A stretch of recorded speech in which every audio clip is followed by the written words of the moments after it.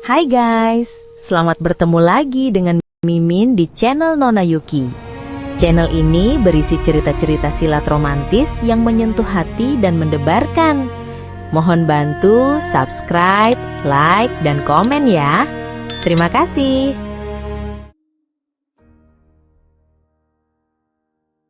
Perintah Kaisar Naga bab 5950-5951. Murid Paviliun Pedang Surgawi, dengar perintah. Formasi pedang 9 langit, basmi iblis dan lenyapkan kejahatan. Selama pedang ada, orangnya ada, jika pedang hancur, nyawa pun melayang. Suara Duguao terdengar dingin seperti es, namun mengandung niat membunuh yang meluap layaknya gunung berapi.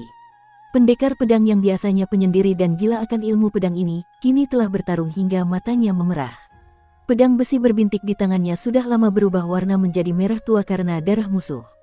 Bilah pedangnya dipenuhi retakan halus bekas luka dari benturan keras melawan Sue Yuming, namun pedang itu tetap tajam dan mematikan. Selama pedang ada, orangnya ada, jika pedang hancur, nyawa pun melayang. 900 pendekar pedang menyahut serempak, suara mereka menggetarkan 9 lapisan langit. Mereka tidak lagi mempertahankan formasi pedang yang utuh, melainkan berpencar menjadi kelompok-kelompok kecil, 3 orang dalam satu grup, atau 5 orang dalam satu tim, membentuk formasi pedang pembasmi iblis skala kecil. Mereka menerjang layaknya pisau bedah yang dengan akurat membedah bagian lemah dari barisan musuh. Cahaya pedang berkilat, dan bunga-bunga darah bermekaran. Pendekar Paviliun Pedang Surgawi memang terkenal dengan daya serangnya yang luar biasa, dan kini dengan tekad mati, kekuatan tempur yang mereka ledakkan menjadi jauh lebih mengerikan. Seringkali satu tebasan mereka berakibat fatal, jika tidak menembus dahi musuh, maka akan memutuskan leher lawan dengan bersih tanpa ampun. Murid Sekte 5 Elemen, dengar perintah. 5 elemen penyegel langit, tekan segala hukum. Hari ini, pertempuran tidak akan berakhir sampai salah satu mati. Suara Jin Buhuan serak karena terus berteriak. Master Sekte 5 Elemen yang biasanya selalu bersikap licin dan diplomatis ini, sekarang hanya memiliki tekad bulat di matanya. Ia menggigit ujung lidahnya dan menyemburkan 3 seteguk besar esensi darah inti tepat ke arah pusat formasi penghalang 5 elemen. Begitu darah itu menyatu, penghalang 5 elemen memancarkan cahaya 5 warna yang menyilaukan. Penghalang yang semula mulai goyah seketika menjadi sangat stabil, bahkan cakupannya meluas kembali, mengurung lebih banyak kultivator aula Dao Iblis di dalamnya. Di dalam penghalang, hukum 5 elemen diperkuat hingga titik puncak. Murid faksi logam mengendalikan ribuan senjata atribut logam, menciptakan badai logam yang menyapu pasukan musuh. Murid faksi kayu menumbuhkan sulur-sulur hijau yang tidak hanya melilit, tetapi juga melepaskan racun kelumpuhan. Murid faksi air memanggil banjir bandang yang menyembunyikan ribuan duri es. Murid faksi api memanggil kobaran api yang bercampur dengan segel mantra ledakan, sementara murid faksi tanah memanipulasi bumi, membuat tanah terus amblas dan mencuat, menciptakan jebakan kematian satu demi satu. Kerja sama 3 sekte besar, ditambah dengan guncangan dan kekacauan akibat teknik pembelah langit milik Dev, seketika membalikkan keadaan di medan perang. Aliansi Aula Dao Iblis yang moralnya sudah runtuh akibat hantaman aura kekacauan, kini benar-benar kocar-kacir setelah menerima serangan balik yang begitu dahsyat. Para monster tua yang semula memihak, kini melihat situasi sudah tidak menguntungkan. Mana mungkin mereka masih peduli pada janji keabadian. Mereka semua langsung mengeluarkan segala teknik untuk melarikan diri. Iblis tua tulang kering adalah yang paling licik, ia telah memasang puluhan terowongan pelarian tulang di bawah tanah secara rahasia. Melihat kekalahan sudah di depan mata, ia meledakkan sisa separuh tubuhnya menjadi kepingan tulang dan menyelinap ke bawah tanah, lenyap tanpa jejak. Leluhur Laut Darah bertindak lebih kejam, ia menangkap 2 murid istana.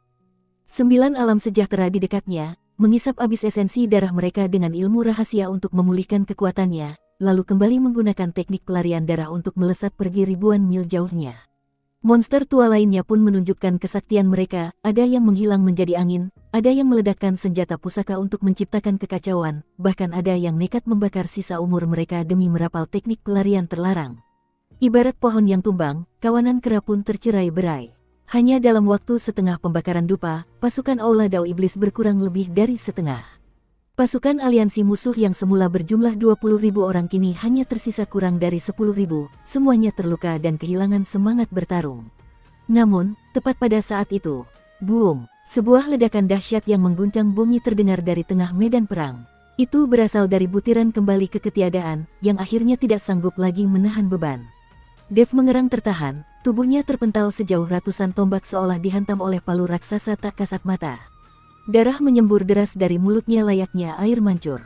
Butiran cahaya di tangannya, setelah dipaksa menyerap terlalu banyak segel reinkarnasi dan energi negatif, akhirnya mencapai batas daya tampungnya. Permukaan butiran itu dipenuhi retakan seperti sarang laba-laba, memancarkan cahaya abu-abu yang menyilaukan dari celahnya, lalu meledak dengan dahsyat.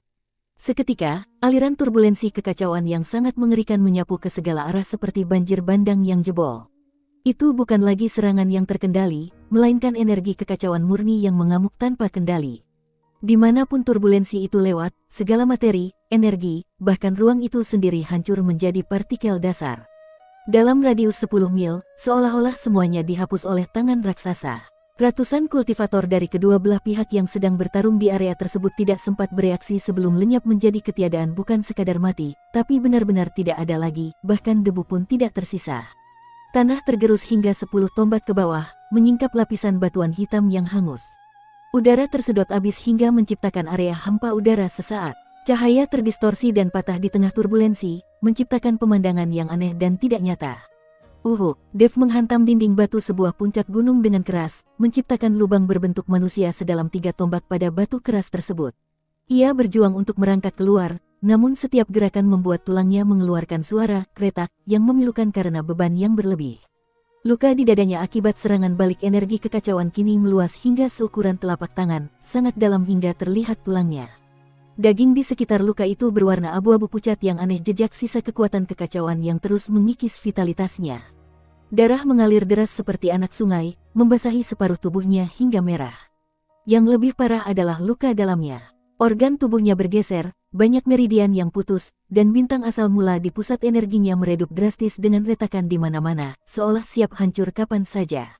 Energi abadi kekacauannya hampir terkuras habis, bahkan untuk sekadar terbang di udara pun ia sudah tidak mampu. Teman muda Dev, Li Baichuan berteriak kaget dan hendak keluar dari pertarungan untuk menolongnya. Namun ia tertahan kuat oleh Zhang He. Saat ini Zhang He juga terluka cukup parah, namun kondisinya jauh lebih baik dibanding Dev. Ia melihat saat di mana Dev telah kehabisan tenaga, dan niat membunuh meledak di matanya. Sue Yuming, jangan beri dia kesempatan untuk bernapas. Jika bocah ini tidak dihabisi hari ini, dia akan menjadi ancaman besar di masa depan. Sue Yuming menyeka darah hitam dari sudut mulutnya, niat membunuh juga berkobar di pupil hitamnya. 9 naga iblis intinya telah musnah, jiwanya terluka parah, dan basis kultivasinya merosot setidaknya 30%. Hutang darah ini hanya bisa dibayar dengan nyawa Dev. Kalau begitu, kita maju bersama. Musnahkan bajingan ini sepenuhnya, teriak Sue Yuming dengan suara parau. Keduanya tidak lagi memedulikan status mereka sebagai ahli senior dan tidak lagi menyembunyikan kekuatan sedikit pun. Mereka bekerja sama menerjang Dev yang terluka parah dan berada di ambang kematian. Ini adalah situasi eksekusi mati yang sesungguhnya. Lindungi Dev. Jin Buhuan meraung keras, suaranya terdistorsi karena rasa cemas yang luar biasa. 5 tetua faksi Sekte 5 Elemen menyerbu keluar hampir secara bersamaan. Tanpa memedulikan keselamatan diri sendiri, mereka memasang badan sebagai tameng di antara Dev dan 2 ahli besar tersebut. Murid faksi logam, dengar perintah. Formasi pedang logam emas, ribuan pedang kembali ke asal. Tetua faksi logam dengan rambut dan jenggot yang berdiri tegak karena amarah, mencabut senjata pusaka intinya, pedang logam.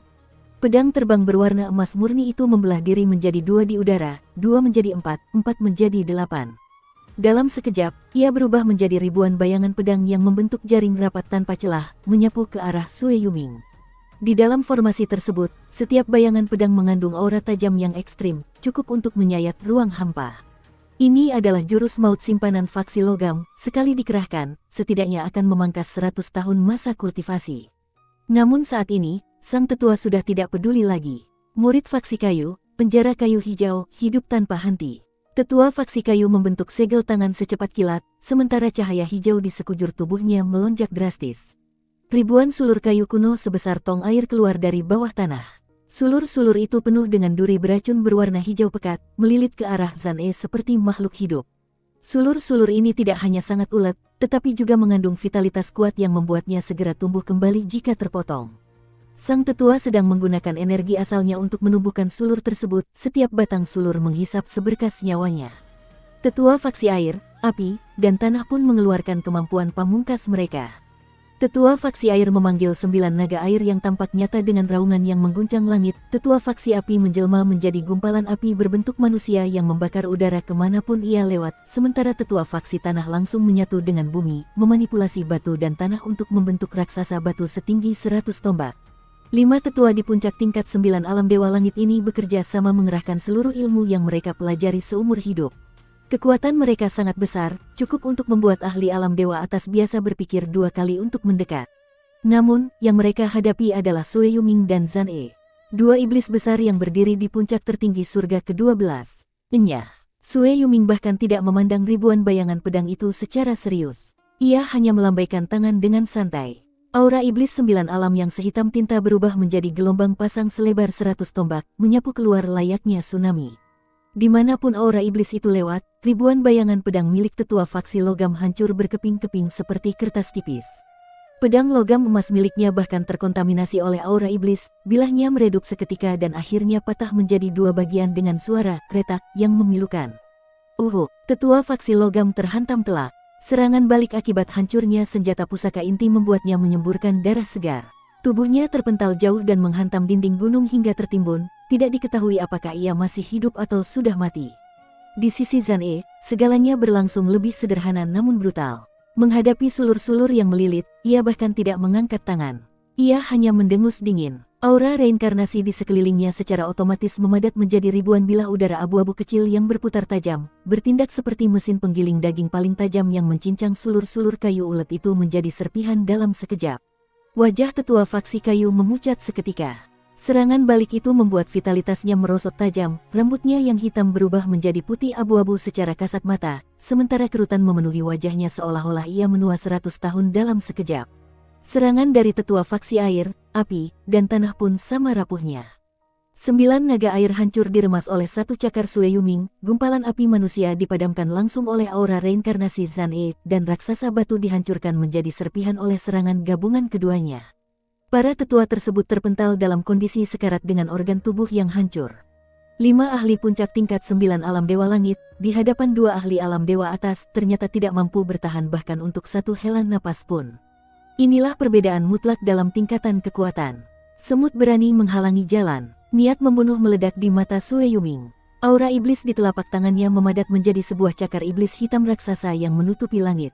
Kelima jarinya melengkung seperti kait dengan api hantu hijau menyala di ujungnya, membawa kekuatan penghancur yang dahsyat, menghantam keras ke arah Dev yang terluka parah. Jika serangan ini mendarat, jangankan Dev yang sekarat, bahkan saat ia berada di puncak kekuatannya pun ia belum tentu sanggup menahannya.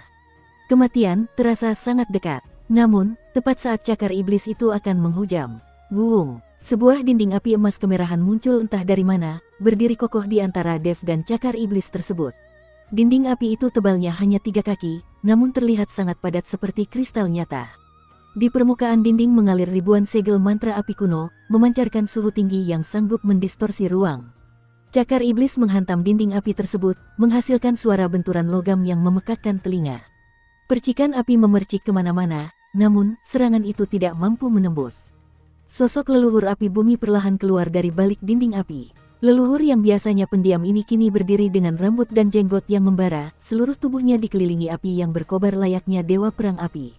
Di matanya tidak ada rasa takut atau ragu, yang ada hanyalah ketenangan orang yang telah melihat melampaui hidup dan mati, serta sebuah keteguhan hati yang luar biasa. Ingin membunuhnya, hadapi aku dulu. Suara leluhur api bumi tidak keras, namun terasa seperti hantaman godam di hati setiap orang. Leluhur api bumi, kau mencari mati. Zan E mencibir. Aura reinkarnasi di tangannya memadat menjadi sebuah tombak panjang abu-abu sepanjang 3 tombak. Batang tombak itu dililit oleh ribuan bayangan jiwa yang meratap kesakitan, sementara ujungnya berkilat tajam siap menembus segalanya. Ia menusukkan tombak itu lurus ke arah dahi leluhur api bumi.